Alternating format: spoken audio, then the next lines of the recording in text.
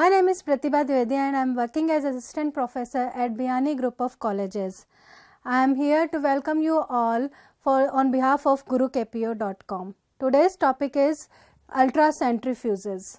Now at first, what are centrifuges? Centrifuge होते क्या हैं? सेंट्रीफ्यूज ऐसे सिस्टम्स होते हैं जो मॉलिक्यूल्स को सेपरेट आउट करने के लिए हम काम में यूज़ लेते हैं. जनरली क्या होता है, जो मॉलिक्यूल सस्पेंडेड होते हैं सेल्स के सैंपल के अंदर, वो नॉर्मल स्पीड में नॉर्मली क्या है वो सेडिमेंट नहीं होते हैं, लेकिन जब हम उनको एक सेंट्रीफ्यूगल फील्ड जनरेट करते हैं जो कि RCF होता है, रिलेटिव सेंट्रीफ्यूगल फोर्स, उसके चारों ओर जनरेट करते हैं, तब मॉलिक्यूल्स धीरे धीरे नीचे सेडिमेंट होने लगते हैं. जब RCF की वैल्यू उस पे मॉलिक्यूल्स पे लगने वाले इनर्शिया फोर्स या फिर बोलो ग्रेविटेशनल फोर्स जो कि mg होता है, mg से ज़्यादा हो जाता है, तब स्मॉलर मॉलिक्यूल्स भी नीचे सेडिमेंट होने लगते हैं. इसी प्रिंसिपल पर नॉर्मल सेंट्रीफ्यूज वर्क करता है. जो ऑर्डिनरी सेंट्रीफ्यूज होते हैं उनके अंदर हम स्पीड और टेम्परेचर को कंट्रोल नहीं कर पाते हैं, पर जो अल्ट्रा सेंट्रीफ्यूज जो कि एक एडवांस्ड टेक्निक है, सेंट्रीफ्यूज के अंदर ही एक एडवांस्ड टेक्निक है अल्ट्रा सेंट्रीफ्यूज, उसके अंदर हम सेंट्रीफ्यूगल फील्ड जो जनरेट करते हैं लगभग 6 लाख G का जनरेट करते हैं. यानी कि ग्रेविटेशनल फोर्स जो लग रहा है mg से जो RCF जनरेट हो रही है वो लगभग 6 लाख G ज़्यादा है mg के कंपेयर में. तो इतने ज़्यादा सेंट्रीफ्यूगेशन फील्ड जनरेट होने पर वहाँ पर टेम्परेचर वेरिएशन और स्पीड को कंट्रोल करने के जो सिस्टम लगे होते हैं वो अल्ट्रा सेंट्रीफ्यूज के अंदर होते हैं. इसमें टेम्परेचर वेरिएशन भी लगभग 0.1 डिग्री सेंटीग्रेड का होता है. 2 प्रकार के अल्ट्रा सेंट्रीफ्यूज अभी तक डेवलप हो चुके हैं. एक है प्रिपरेटिव अल्ट्रा सेंट्रीफ्यूज, दूसरा है एनालिटिकल अल्ट्रा सेंट्रीफ्यूज. जैसा कि नाम डिनोट कर रहा है, प्रिपरेटिव सेंट्रीफ्यूज जो अल्ट्रा सेंट्रीफ्यूज होते हैं वो सेल फ्रैक्शनेशन में काम आते हैं. यानी कि हम as a for preparation of sample हम अगर यूज़ करते हैं तो प्रिपरेटिव सेंट्रीफ्यूज यूज़ करते हैं, क्योंकि अगर हमें जैसे सेल ऑर्गेनल्स की स्टडी करनी है तो हम उनका फ्रैक्शनेशन करेंगे, तब हम प्रिपरेटिव अल्ट्रा सेंट्रीफ्यूज यूज़ करेंगे जिसमें हम सेल को फ्रैक्शनेशन कर सकें और सेल ऑर्गेनल्स को सेपरेट आउट कर सकें फ्रॉम द सैंपल. जबकि एनालिटिकल सेंट्रीफ्यूज उन्हीं जो हमने सैंपल कलेक्ट किया है उसके बायोकेमिकल एनालिसिस के लिए, उसके स्ट्रक्चरल एनालिसिस के लिए जो सेंट्रीफ्यूज यूज़ होता है एनालिटिकल सेंट्रीफ्यूज होता है. एनालिटिकल सेंट्रीफ्यूज के अंदर नॉर्मली हम जैसे प्रोटीन्स वगैरह हैं उनके अंदर अमीनो एसिड कंपोजिशन क्या है उनका आइसोलेशन करने में हम इस एनालिटिकल अल्ट्रा सेंट्रीफ्यूज को यूज़ करते हैं. सबसे पहले प्रिपरेटिव अल्ट्रा सेंट्रीफ्यूज, जैसे कि हमने बात की थी, प्रिपरेटिव अल्ट्रा सेंट्रीफ्यूज ऐसे एडवांस्ड सेंट्रीफ्यूज होते हैं जो हाई स्पीड पर सेल ऑर्गेनल्स को सेपरेट करने के काम में आते हैं, उनका फ्रैक्शनेशन करने के काम में आते हैं, ताकि हमारा सैंपल प्रिपेयर हो सके फॉर फर्दर स्टडीज़. तो इसलिए इसका नाम रखा गया है प्रिपरेटिव अल्ट्रा सेंट्रीफ्यूज, क्योंकि ये सैंपल के प्रिपरेशन के लिए काम में आ रहे हैं. इसमें सेंट्रीफ्यूगल फील्ड जो RCF जनरेट होता है वो होता है लगभग 6 लाख G का. मतलब कि जो mg के कंपेयर में RCF रिलेटिव सेंट्रीफ्यूगल फोर्स जो जनरेट होता है वो लगभग इतने G का जनरेट होता है, 6 लाख G का. नेक्स्ट, इसकी स्पीड जो होती है वो 75,000 रोटेशन पर मिनट की होती है. यानी कि ये 1 मिनट में लगभग 75,000 रोटेशन करने की कैपेबिलिटी रखता है. इसके 4 प्रिंसिपल, इस इंस्ट्रूमेंट में 4 प्रिंसिपल पार्ट होते हैं. एक होता है ड्राइव एंड स्पीड कंट्रोल करने वाला, जो कि रोटर को ड्राइव करता है और उसकी स्पीड को कंट्रोल करने का काम करता है.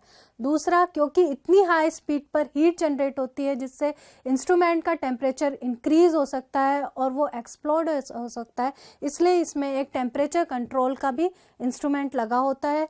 नेक्स्ट, वैक्यूम सिस्टम होता है जो कि एयर के फ्रिक्शनेशन के कारण जो जनरेट टेम्परेचर बढ़ रहा है उसको रोकने का काम करता है.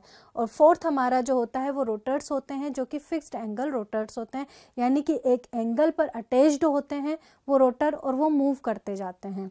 जैसे कि इस डायग्राम में शो हो रहा है, ये एक फिक्स्ड रोटर लगा हुआ है, ये एक ड्राइवर शाफ्ट के द्वारा एक आर्मर्ड चैम्बर से अटैच्ड है। ये आर्मर्ड चैम्बर जो होता है वो हैवी मेटल का बना होता है, जो कि हाई टेम्परेचर को कॉप करने की कैपेसिटी रखता है। मतलब कि जैसे ही हाई टेम्परेचर बढ़ेगा उसमें भी ये चैम्बर डिस्ट्रॉय ना हो, एक्सप्लॉइड ना हो, ये कैपेबिलिटी इसके अंदर होती है।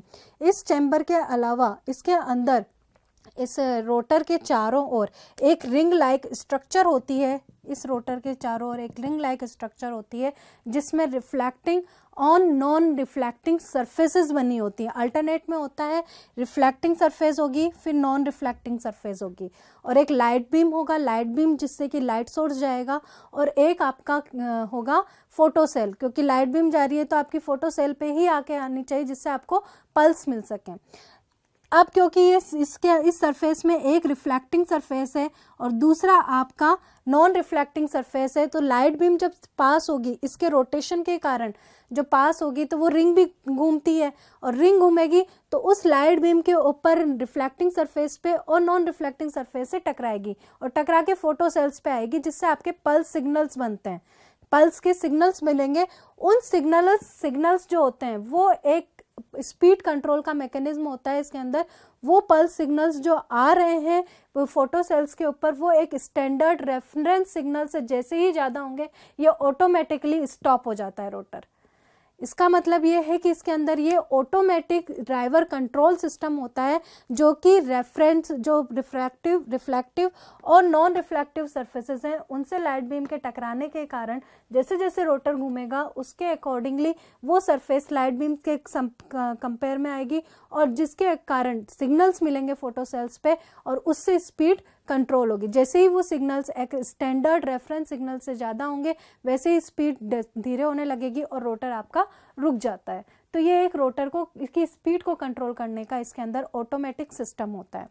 इसके अलावा इसके अंदर एक थर्मोकपल लगा होता है जो कि एक आपके थर्मामीटर की तरह ही होता है, जो कि इस रोटर के स्पीड के साथ साथ इसका टेम्परेचर कितना बढ़ रहा है वो आपको शो करता है, ताकि आप खुद भी मैनुअली भी उसको स्टॉप कर सको अगर वो स्टैंडर्ड टेम्परेचर से बहुत ज़्यादा हाई टेम्परेचर से ज़्यादा हो रहा है, ताकि इंस्ट्रूमेंट आपका एक्सप्लॉइट ना हो सके।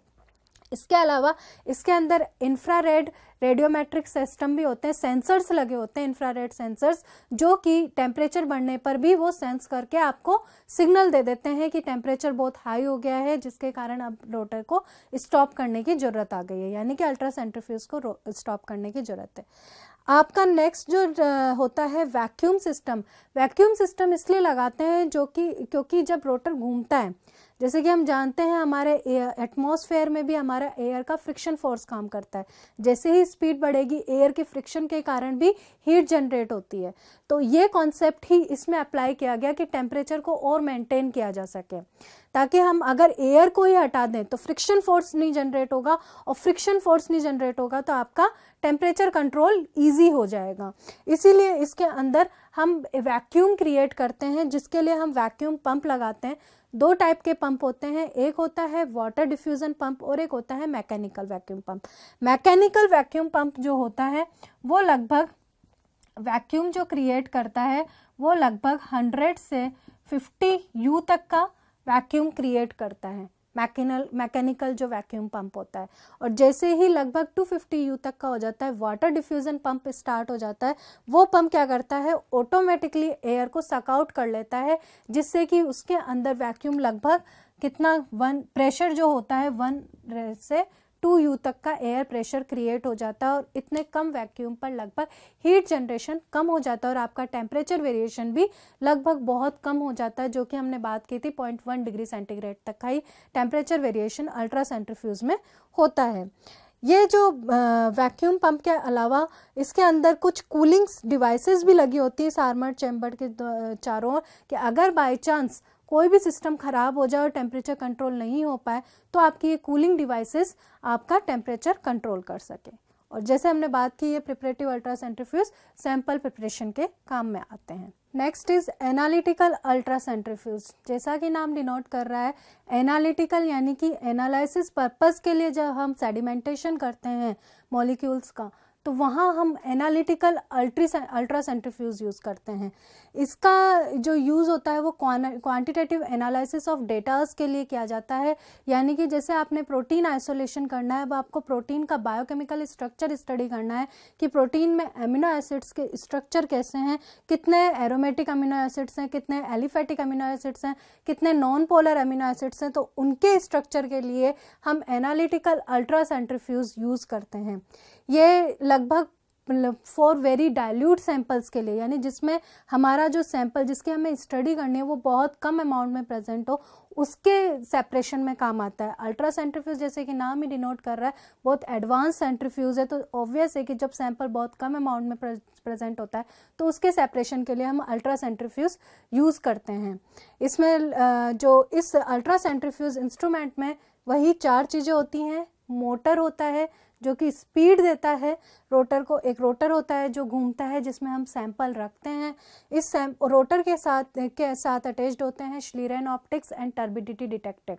ये जो होते हैं ये कंसंट्रेशन मेज़र करने का काम करते हैं, श्लीरेन ऑप्टिक्स एंड, क्योंकि बहुत डाइल्यूट सॉल्यूशन है तो इसमें कंसंट्रेशन मेज़र करना भी बहुत डिफ़िकल्ट होता है। जो ये रोटर इतनी स्पीड में, हाई स्पीड में, क्योंकि इसके साथ ये समझ लीजिए कि एक सेंट्रीफ्यूज के साथ एक स्पेक्ट्रोस्कोपी का भी सिस्टम अटैच्ड होता है इसके अंदर एनालिसिस करने के लिए। जैसे स्पेक्ट्रोस्कोपी में हमें बैंड्स प्राप्त होते हैं, सेम वैसे ही हमें बैंड्स प्राप्त होते हैं जिसके थ्रू हम आइडेंटिफाई करते हैं कि इस सैंपल के अंदर जो हमारा मॉलिक्यूल है वो कितना अमाउंट में प्रेजेंट है।